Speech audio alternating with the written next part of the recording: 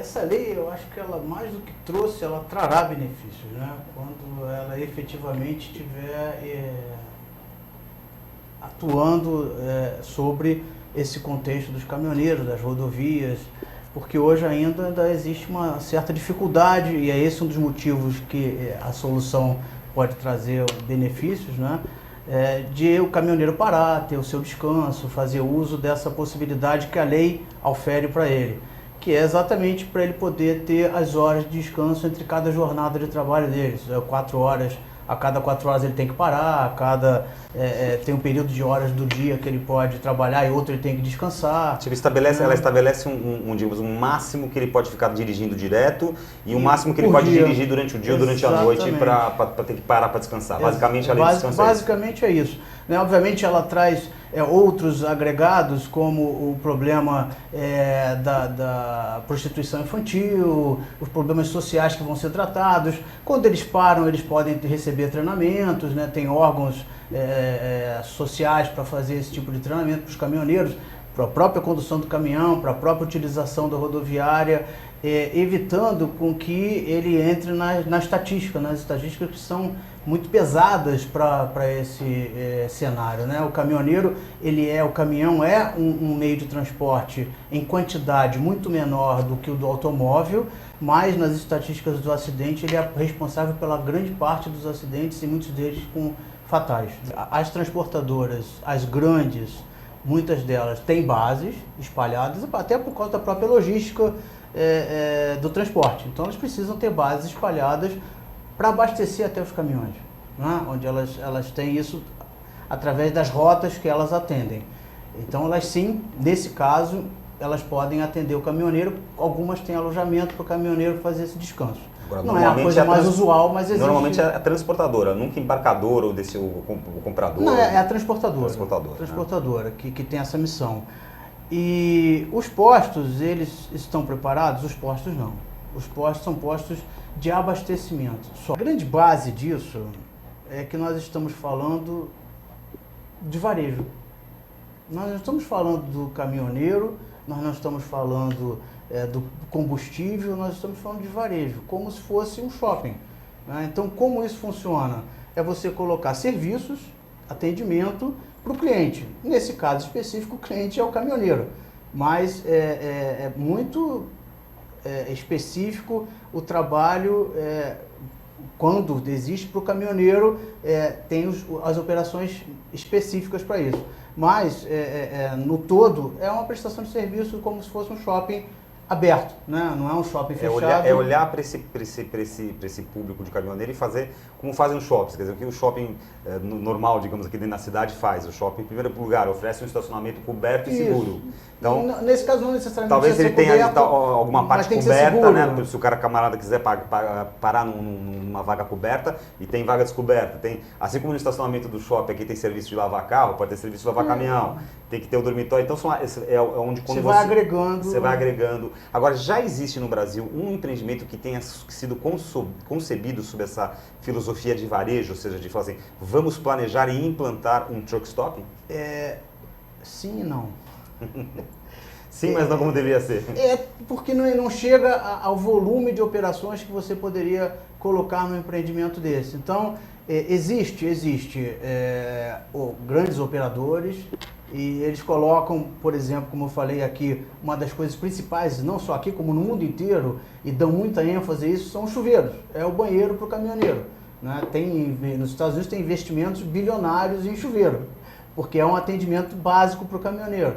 Eles têm junto com isso o restaurante, onde tem a alimentação do caminhoneiro.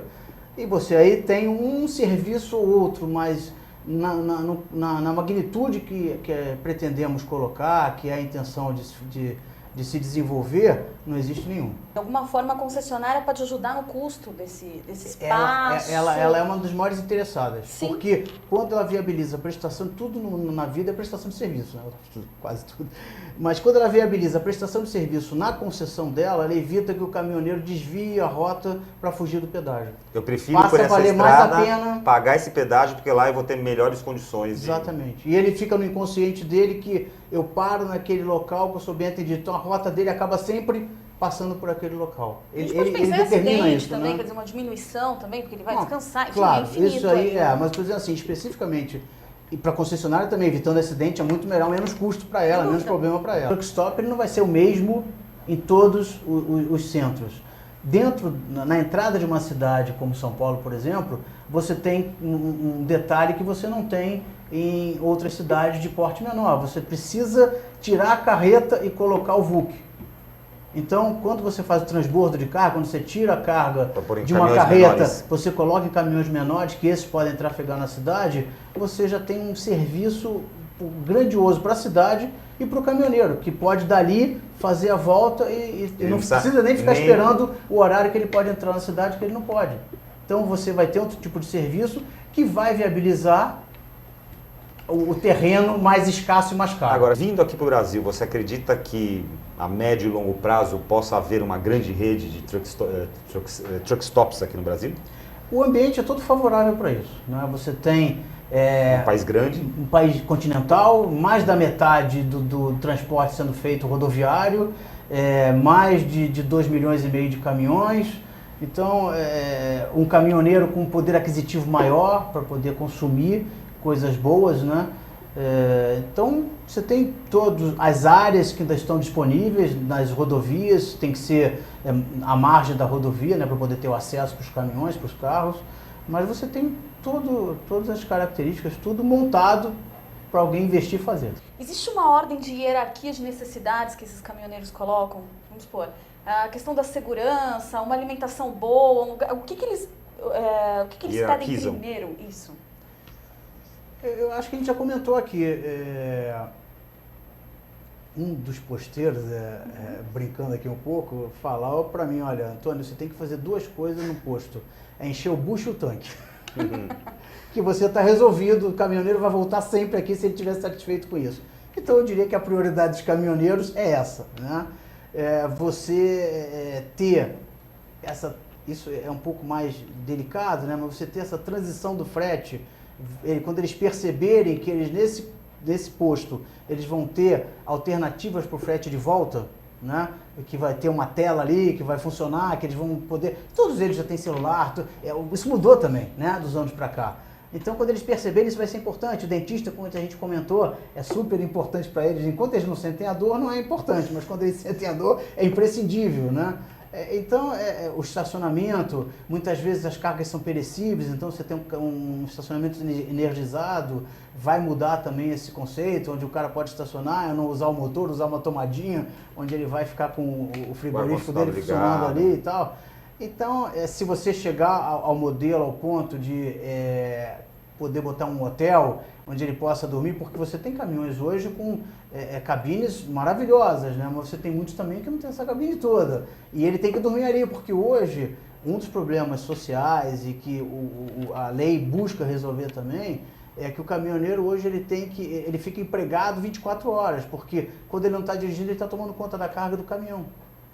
Ele tem que dormir no caminhão para tomar conta não ser roubado. Senão ele chega, foi a cabine e ficou a carga, ou foi a carga e ficou a cabine. Precisa, não diria os truck stops não, seria um exagero, mas você precisa colocar à disposição, porque o sindicato briga por isso, o sindicato das transportadoras de caminhoneiros. Tá bom, eu tenho que parar de 4 horas, me diz aonde? Com segurança, para a carga não ser roubada, né? Como é que eu paro? Onde eu paro? Aí o governo... Obviamente não é uma iniciativa privada e não tem objetivo de fazer esse tipo de solução, né? Os postos ainda estão olhando para isso, mas ainda de uma forma desorganizada, porque o caminhão chegou, parou e parou do jeito que deu, ou no cantinho que deu. Então não tem a estruturação. Então precisa gerar soluções para que isso seja implementado. Que eu acho que porque você tem outra forma de implementar, que é pela polícia, né, pelos órgãos fiscalizadores, né, que eu acho que não tem a quantidade de gente suficiente para fazer isso, para poder olhar se o caminhão parou ou não de 4 em 4 horas. Né? Com bafômetro você vê se ele bebeu, mas para você olhar que ele parou de 4 em 4 horas, isso está muito mais ligado à transportadora, que tem toda a o tráfego dele é monitorado, né? Então sabe onde ele parou, por que ele parou, quantas horas ele parou, até para ver o desvio de carga, essa coisa toda. Então é muito mais das transportadoras do que da polícia, do que órgãos fiscalizadores. Então eu acho que isso tudo vai acontecer muito mais pela conscientização do caminhoneiro e das transportadoras do que pela própria fiscalização do governo ou qualquer coisa que o valha.